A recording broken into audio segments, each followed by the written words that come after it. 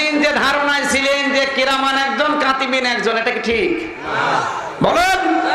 তাহলে কিরামান কাতিবিন সম্মানিত লেখক হয়, তাহলে মনে রাখা লাগবে যে সব সময় ফেরেশতারা লিখতেছে। 3 নম্বরের সেন্স কি? যে মৃত্যু আসতেছে। মৃত্যু আসতেছে কখন? 41 সালে, 71 সালে, কখন? এখন আসতে পারে। আপনি বসে আছেন, উঠে দাঁড়াবেন, সে ক্ষমতা আল্লাহ আপনাকে নাও দিতে পারে। এই সেন্স নিয়ে যদি শোনেন আপনার রাগ হবে না। এক কথা বলেন না কেন? মৃত্যু আরো জোরে বলেন।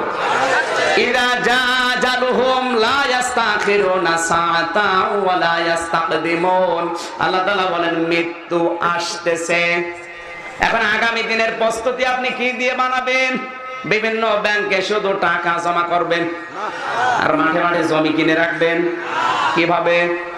এই পৃথিবীতে আমার আল্লাহ পাক এরপরে দিয়েছেন আত্তাকুল্লাহ। আমি আবার বলছি আমাকে ভয় করো। তার মানে নিষিদ্ধ কাজগুলো ঘৃণা ভরে ছেড়ে দাও, তোমার আখিরাতের পুঁজি তৈরি হয়ে যাবে। এই পৃথিবীতে নিষিদ্ধ কাজ যত আছে তার ভেতরে 1 নম্বরে হচ্ছে মা বাবাকে দূরে ফেলে দেওয়া। এটা নিষিদ্ধ কাজ। আজ অনেকে আমরা মা বাবাকে দূরে ফেলে দিয়েছি না দেইনি? আরো জোরে। বাস্তব ঘটনা মাঝে মাঝে শিক্ষার জন্য বলি। আমার ওই কক্সবাজারের বন্ধুর এত গরিবের ছেলেটা মাস্টার্সের পরীক্ষার ফিস দেবে, ওর কাছে টাকা নেই। আমার বন্ধুরা একটু খেয়াল করে শুনবেন। মার বাবার কাছে গিয়ে বলছে, মা বাবা আমি ফর্ম ফিল আপ করবো, টাকা নেই, সময় আছে আর মাত্র কয়েকদিন। ওর বাবা বিভিন্ন জায়গা থেকে কিছু টাকা ধার নিয়ে হাওলাত নিয়ে ওর কাছে দিয়েছে। মানুষের বাড়িতে কামলা দিয়েছে, মানুষের জমিতে। মাকে বলেছে অমুকের বাড়িতে কাজে লাগো, কিছু টাকা গুছিয়ে 4,500 মতো টাকা লাগবে। পরীক্ষায় ফিস দেওয়ার পরে, পরীক্ষা দেওয়ার পরে আল্লাহর ইশারা পাশ করে গেছে। ঢাকাতে একটা কোম্পানিতে চাকরিও পেয়েছে, বেতন ভালো, পছন্দ করে একটা বিয়েও করেছে। আল্লাহর ইশারা ওর বউটা ভালো না, জল্লাদ। মার বাবার নামই শুনতে পারে না। যখনই মা বাবার কথা বলে বলে ওগুলো ডিলিট করা লাগবে, ওগুলো পরিচয় দিলে আমাদের সম্মান থাকবে না। সুতরাং শুধু মা বাবা না, তুমি বাড়িও যেতে পারবে না। আমি বাবার একা, আমাদের এখানেই তোমাকে থাকা লাগবে। স্ত্রীর সুন্দরী ছিল, এখানে বাধ্য হয়ে সব বাদ দিয়েছে। ওর বাবা প্রায় বছর খানেক আশা করে করে দেখে না, এতো আর আসে না। শুনেছে ঢাকায় চাকরি করে। এখন ছেলের সম্মানের দিকে তাকিয়ে মানুষের বাড়িতে কামলা দেবে, তাও পারে না। যে সংসার তো চলে না। শেষ পর্যন্ত একটা ভাঙ্গা রিকশা ভাড়া নিয়েছে। ঢাকা থেকে এই যে নাইট কোচগুলো আলমডাঙ্গাতে আসে রাত 2টা 3টা 4টার সময়, ওই বেচার মুখ চাদর দিয়ে বেঁধে নেয়, শরীরটা ঢেকে চাদর দিয়ে মাথাটা মুখটা পেঁচিয়ে রিকশার ভাড়া মারে, কে যেন চিনতে না পারে। ওর মায়ের ছিল হাঁফানি রোগ, দিন দিন রোগটা বেড়ে চলেছে। ঔষধের পয়সা নেই আর। বাবা শেষ পর্যন্ত আশা ছেড়ে দিয়েছে, এমন হয় আর বাঁচবে না। কিন্তু ছেলের সম্মানে এদিকে মানুষের বাড়িতে কামলায় যাবে, তাও পারছে না। ঢাকার ফার্ম গেটে ওর সাথে ওর গ্রামের একজনের দেখা। ডাক দিয়ে বলেন, ও ভাই তুমি খুব আরামে আছো, তোমার মা ওদিকে 3 দিন পড়ে আছে, মনে হয় আর বাঁচবে না। যদি দেখতে চাও জীবনের শেষ দেখা, একবার দেখে আস। স্ত্রীর কাছে গিয়ে বলে, আমার ছুটি দাও, আমার বাবা আমার মা মারা যাচ্ছে, আমি দেখতে যাব। বলে না, যাওয়া যাবে না, তুমি যদি যাও তোমারে আমি ডিভোর্স দেব। ওর গেছে রাগ হয়ে ডাক দিয়ে বলে, তোর ডিভোর্সের গুলি মারি, আমার মায় বাঁচে না। রাগারাগি করে ওই দিনই 2টা থাপ্পড় দিয়ে চলে এসেছে। রাত 2টার সময় নেমেছে বাস থেকে, তাকিয়ে দেখে লোকজন নামতেছে। একটা ভাঙ্গা রিকশা টিম টিম করে দূরে আলো জ্বলে, কেউ তার কাছে যাচ্ছে না। কাছে যখন যেছে তাকিয়ে দেখে নিজের সন্তান। পরিচয় দিলে এখন সাধারণ অনেকগুলো মানুষ আছে, লজ্জা পাবে, যেন পরিচয় দেয় না। ডাক দিয়ে মাথা নিচু করে বলছে, স্যার আপনি যাবেন কোথায়?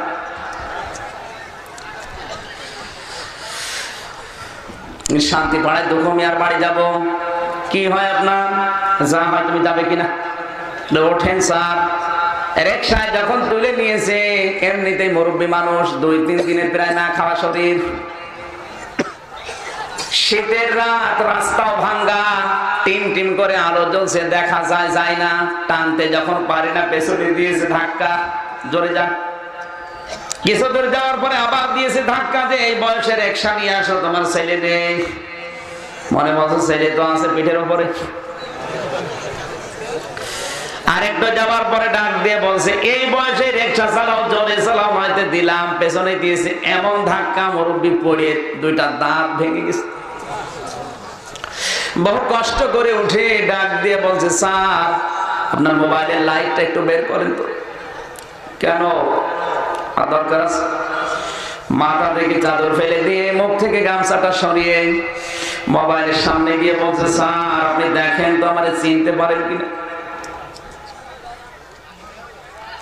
আপনাকে স্যার বানাতে গিয়ে আমার জীবনটাই নষ্ট হয়ে গেছে। আমি মানুষের জমিতে কামলা দিয়ে তোমাকে টাকা দিয়েছিলাম, মানুষের কাছে ধার করে হাওলাত করে টাকা দিয়েছিলাম পরীক্ষা দেওয়ার জন্য। এখনো পর্যন্ত ধার আমি শোধ দিতে পারিনি। আমার মা 3 দিন পড়ে আছে, ঔষধের পয়সা আমি জোগাড় করতে পারি না। আমি বাইরে কাজে যাব, তাও পারি না তোমার সম্মানের কারণে। তুমি নাকি ভালো চাকরি করো ঢাকাতে, আজ 1 বছর হয়ে গেল, কোনোদিন খোঁজ নাওনি। ছেলেটা লাভ দিয়ে বাবার পা জড়িয়ে বলে, আব্বা তুমি এই ভাঙ্গা রিকশা পেলে কোথায়? বাবা চোখের পানি ফেলে দিয়ে বলে, সন্তান এই রিকশাটা আমি ভাড়া নিয়েছি। রাতের বেলা নাইট কোচের ভাড়া মারি, যে কয় টাকা হয় মালিককে অর্ধেক দেওয়া লাগে, অর্ধেক দিয়ে আমার সংসার চলে। কিন্তু আজ 3 দিন আমি ভালো ভাড়া পাই। আজকে তোমার নতুন পেলাম। মায়ের 3 দিন অসুস্থ হয়ে পড়ে আছে, আমি ঔষধের পয়সা জোগাড় করতে পারি না। আমার মনে হয় তোমার মা আর বাঁচবে না। যদি দেখতে চাও জলদি করে ওঠো, তোমার আমি একটু তাড়াতাড়ি নিয়ে যাই শেষ দেখার জন্য। বাড়ি পৌঁছিয়ে দেখে 10 মিনিট আগে ওর মা মারা গেছে। দৃশ্য দেখে বাবাও 2 মিনিটের ভেতরে হার্ট অ্যাটাক করে মারা গেছে। মার বাবাকে জড়িয়ে হাওমাও করে কাঁদছে, মা বাবা আমি দুনিয়াও হারালাম, আখিরাতও হারালাম, তোমরা আমাকে মাফ করে গেলে না। বিশ্বনবী এই জন্য জানিয়েছেন, হুমা জান্নাতুকা হুমা নারুকা, মা বাপ তোমার জান্নাত, মা বাপ তোমার জাহান্নাম। চুয়াডাঙ্গাবাসী, আমার তো মনে হয় আমাদের সব কিছু যদি হারিয়ে যায়, অন্তত এই 2 জন যেন না হারায়। আমাদের কারো ভাগ্য যেন আমার ওই বন্ধুর মতো হয়ে না যায়। সকাল বেলায় ওর বউ ডিভোর্স নামা পাঠিয়ে দিয়েছে কুরিয়ারের মাধ্যমে, যা করে তালাক দিয়ে দিলাম। ওই যে তো থাপ্পড় দিয়ে এসেছিল, ওর অফিসে কমপ্লেন দেওয়ার কারণে ওর চাকরিটা চলে গেছে। এখন পাগলের মতো হয়ে আছে। আল্লাহর নিষিদ্ধ কাজ এটা। দুনিয়ায় মানুষটাকে সন্তুষ্ট করতে যে পৃথিবীর মুখ যারা দেখিয়েছে, তাদেরকে আমরা আজ অনেকেই নারাজ করে ফেলছি। কথা বলে ঠিক কিনা? এমনকি বাংলার বিভিন্ন জেলাতে আজ বৃদ্ধাশ্রম পর্যন্ত তৈরি হচ্ছে, যেটা হারাম। বৃদ্ধাশ্রম তৈরি করা কি আরো জোরে বলেন? আপনি মা বাবার জন্য যতটুকু খরচ করবেন, অতটুকুই আল্লাহর রাস্তায় দান করা, সাদকা করা সওয়াব পাবেন।